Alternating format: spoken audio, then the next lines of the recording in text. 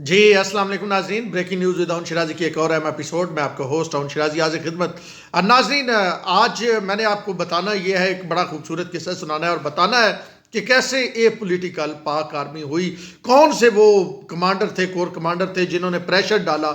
और जनरल बाजवा जो इमरान खान को डिफेंड करते थे, अब जब तक आप ये वीडियो देख रहे होंगे तो साबिक army chief general Qamar Javed Bajwa, हर अरूज को एक सवाल होता है और जिसने आना होता है उसने जाना होता है, नौकरी की तो रिटायरमेंट की उम्र होती है। खैर, मैं जब ये वीडियो कर रहा हूँ तो उस वक्त army chief general Qamar Javed Bajwa मौजूद है। आप सुने होंगे तो साबिक आर्मी चीफ होंगे जब मेरी टीम ये अपलोड करेगी। तो जनरल बाजवा जो इमरान खान को डिफेंड करते थे, उनको कॉर्नर कौन लेके गया और किसकी वजह से फिर जनरल बाजवा ने न्यूट्रल होने का फैसला किया, ए पॉलिटिकल होने का फैसला किया। और कौन था जिसकी वजह से फैज़ हमीद पे दबाव बढ़ा और फैज़ हमीद को हटाया भी गया और फिर फैज़ हमीद ने उससे वैर भी पाल लिया। हमारे ज़राए जो बता रहे हैं वो हम आपके सामने रखते हैं। लेफ्टिनेंट जनरल फैज़ हमीद DGISI साबिक अभी कोर कमांडर भावलपुर है। खबर ये है कि वो रिटायरमेंट कबल अज वक्त रिटायरमेंट ले रहे हैं। अच्छा, दूसरी शख्सियत जिसका मैं बताने जा रहा हूँ वो भी बड़ी मज़ेदार शख्सियत है। वो भी कबल अज वक्त रिटायरमेंट ले रही है और उनका नाम है लेफ्टिनेंट जनरल अजहर अब्बास। तो अब कहानी की तरफ आते हैं। आप यकीनन सोच रहे होंगे कि वो बाजवा साहब जो इस तरह बड़े प्यार मोहब्बत से वो क्या वारी जावा मुल्क तेरे ते सदके इस तरह देखते थे इमरान खान को, और जिन्होंने पूरी कोशिश की थी, तो वो एकदम ये पॉलिटिकल कैसे हो गए। वो क्या कहते हैं कि आज से एकदम नहीं होता, वक्त करता है परवरिश बरसों। तो ये भी परवरिश हुई थी। ये कोर कमांडर कॉन्फ्रेंस होती है 2 तारीख को 2020 में, सितंबर का महीना गालिबन 2 तारीख को। और उसमें जब फैज़ हमीद की तरफ से एक ब्रीफिंग दी जाती है और इसका जिक्र जो है वो अपने वीडियो में उमर चीमा और एजाज सैयद ने भी किया है। तो जब वो ब्रीफिंग दी जाती है तो फैज़ हमीद वो ब्रीफिंग देने के बाद फैज़ हमीद वहाँ से चले जाते हैं। अच्छा, ये सॉरी, फैज़ हमीद उस वक्त DGISI थे ना, DGISI फैज़ हमीद ब्रीफिंग दे के चले जाते हैं। अब जब फैज़ हमीद चले जाते हैं तो फिर डिस्कशन कंटिन्यू रहती है और वहाँ पे जनरल अजहर अब्बास जो हैं वो कहते हैं कि जनरल बाजवा को कि अगर हम ए पॉलिटिकल आप कहते हैं हों, पहले तो उन्होंने कहा हमें पॉलिटिकल होना चाहिए, और फिर जब वो बहस हुआ और बाजवा साहब ने कहा तो उन्होंने कहा कि अभी भी लगता है कि जनरल फैज़ जो हैं या जो उनके ज़ेर असर इदारा है वो DG थे उस वक्त ISI के, DGISI जो है वो ये पॉलिटिकल नहीं हुए। आप कहते हैं ये पॉलिटिकल, और इससे पहले भी ये कोर कमांडर ने बड़ा वजन डाला हुआ था जनरल बाजवा पे। और आपको पता है मुशर्रफ ने जो किताब लिखी उसमें उसका ये कहना है कि कोर कमांडर का बड़ा वजन होता है।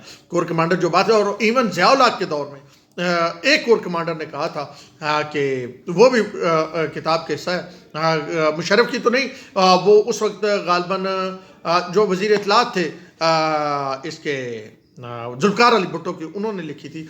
और उसमें ये लिखा है कि एक कोर कमांडर ने कहा था कि मेरे इस फैसले पे मैं एग्री नहीं हूँ, मेरा नोट लिख लें इस पे इख्तलाफी। और वो फिर मामला वहीं पे रुका था और फिर मतलब उनकी बात एक बंदे की वजह से उसे भी एग्री करना पड़ा। तो कोर कमांडर्स अगर इकट्ठे हो जाएं तो बड़ा वजन होता है। बाजवा साहब पे मुसलसल वजन बढ़ रहा था। इमरान खान साहब जो बता के लाए थे और जो बाजवा साहब अपने करीबियों को कहते हैं कि जनाब हमें कहा गया था 200 बंदे की टीम है, और बाजवा साहब उस पर किसी हद तक अब रिग्रेट भी करते हैं।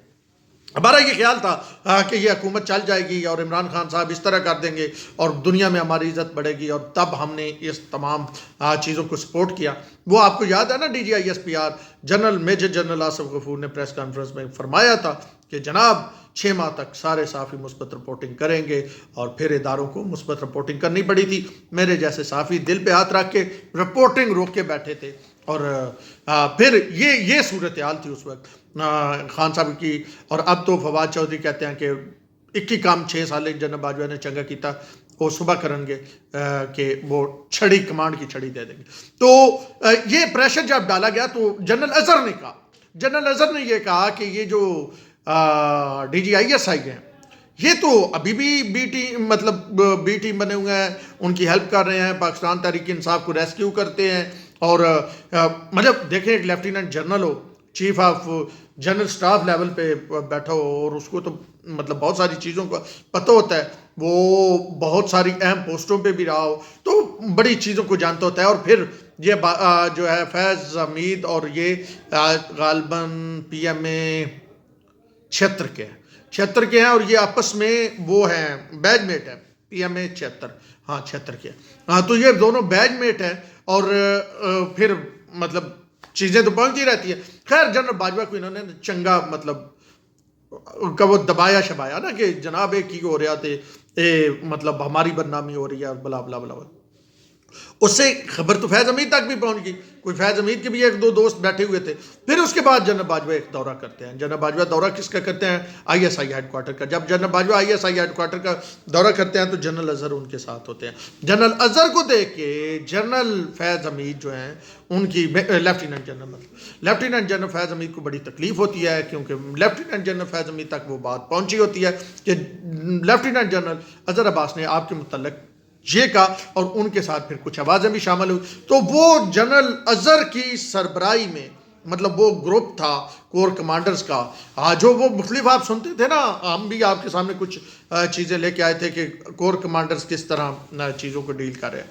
तो जनरल अजहर की सरबराही में मुबैना तौर पे वो ग्रुप था जो प्रेशर डाले जा रहा था। फिर वो 6 को वाक़या हो गया, इमरान खान इन्होंने ट्वीट कर दिया कि इसको फैज़ हमीद को हम बदलते हैं, और इमरान खान ने ना कर दी। फिर उसके बाद ये ग्रुप जो था ये और ताकतवर हुआ, इसने और प्रेशर बढ़ाना शुरू किया कि देखें जी आर्मी की इंसल्ट हो रही है, इस तरह हो रहा है, आर्मी से बड़ा कोई शख्स नहीं होता। और फिर कोर कमांडर पेशावर, और फिर कहने पे कोर कमांडर पेशावर से कोर कमांडर बहावलपुर वाला सीन बना। तो ये थोड़ा सा एक सीन था। अच्छा, अब जनरल फैज़ की अगर बात करें मजमूई तौर पे, तो general Faiz most trusted person of Imran Khan. पूरी आर्मी हिरार्की में इमरान खान के इमरान खान 3 काम करना चाहते थे बेसिकली तौर पे। इमरान खान देखें, चीफ इलेक्शन कमिश्नर आपने इमरान खान ले आए थे, उन्होंने जो है मेंबर पंजाब और मेंबर जो है के बलोचिस्तान ये दिया अपोजिशन को, उस वक्त की अपोजिशन को, और चीफ इलेक्शन कमिश्नर ले आए अपना। यानी ये जो पहले मैं आपको किस्सा सुना रहा हूँ, इसी को इंटरलिंक एक और आपको बात बतानी है, तो उसके बाद बात ख़त्म करूँगा। तो चीफ इलेक्शन कमिश्नर अपना ले आए। अब इमरान खान 3 चीज़ें चाहते थे। एक तो वो EVM चाहते थे, ठीक है, इलेक्ट्रॉनिक वोटिंग मशीन के जरिए वोटिंग हो, जिसमें वो चाहते थे कि मतलब ग्रास रूट लेवल पे कुछ ना करना पड़े, यानी वो डस्का वाला सीन ना बने, वो पोलिंग ऑफिसर यरगमाल ना बनाने पड़े, वो वाला सीन वो नहीं, ये कंप्यूटर पे बैठ के जिसने 19वीं करनी हो वो कर ले। और दूसरा वो क्या चाहते थे कि ओवरसीज पाकिस्तानी उनके वोट काट दिया जाए। उन्होंने कानून इन दोनों के लिए मंजूर करवा लिए थे, चाहे तैयारी ज़ीरो थी। अच्छा, कहा जाता है जो लीगल तौर पे 90,000 पाकिस्तानी 90 लाख पाकिस्तानी बैरून मुल्क है, उनमें से खान साहब का ख्याल था कि 65 से 70 लाख उनके वोटर हैं। तो वो ये चाहते थे कि इनको वोट का राइट मिले, यानी EVM हो गया, ओवरसीज पाकिस्तानियों को वोट का राइट मिल गया। तीसरा उनका यह था कि जनरल फैज़ हमीद जो है, लेफ्टिनेंट जनरल फैज़ हमीद, उनको आर्मी चीफ बना दें, और फिर ये इनका ट्राइका पूरा होगा। उनका चीफ इलेक्शन कमिश्नर बैठा होगा, EVM हो रही होगी, अच्छा पहले चीफ इलेक्शन कमिश्नर मैनेज करेगा, अच्छा वहाँ से मैनेज नहीं होगा तो ओवरसीज वोटर्स हैं, वहाँ से मैनेज नहीं होगा तो EVM को उस वक्त मतलब लाजमी बात है। खान साहब का ये ख्याल था कि फैज़ हमीद बतौर आर्मी चीफ बैठे हुए होंगे, तो वो सारी चीज़ें मेरे लिए बड़ा अच्छा हो जाएगा। और फिर ये जो वो कहते थे मेरे अलावा तो ऑप्शन ही नहीं है, तो वो फिर 10 साल इक़्तिदार वाला और वो प्रोजेक्ट वो चलता रहेगा, वो खलील मियाँ फाख्ताए उड़ाते रहेंगे। लेकिन फिर मामला वहाँ से उल्टा, और जब देखा इस्टेब्लिशमेंट ने कि मामला और तरफ जा रहे हैं, तो फिर ये जो मैं बता रहा हूँ जनरल अजहर एंड कंपनी, इन्होंने जनरल बाजवा पे प्रेशर डाला हुआ था इदारे की तरफ, ये कोर कमांडर्स ने, और उसमें सर्विंग जनरल अभी भी हैं लेफ्टिनेंट जनरल जो शामिल थे। तो उस वजह से जब ये पॉलिटिकल चीज़ें हुई, ये पीछे हट के खान साहब इसीलिए चाहते थे कि एक बार मैं फैज़ हमीद हूँ आर्मी चीफ ला लें, बाकी जो मर्जी हो जाए।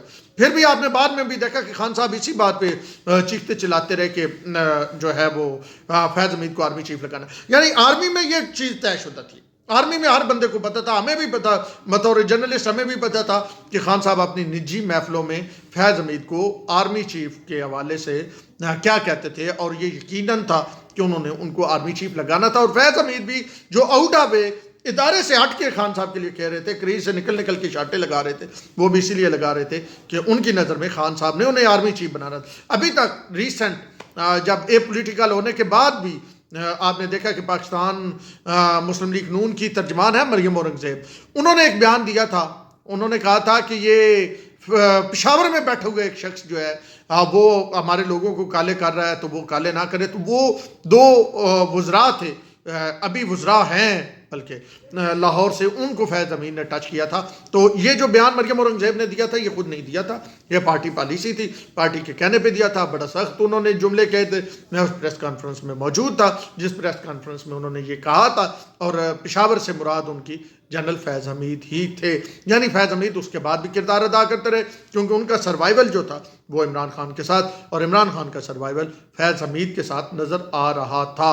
अब जनाब आली वो जनरल अजहर भी नहीं बने, फैज़ हमीद तो वैसे आउट हो गए, उन्हें 2 माह पहले पता चल गया था। लेकिन दोनों ने कबल अज़ वक्त रिटायरमेंट ले रहे हैं। दोनों का आपस में कोई ऐसा वो नहीं है, कनेक्शन नहीं है। दोनों एक दूसरे से बड़े दूर दूर हैं।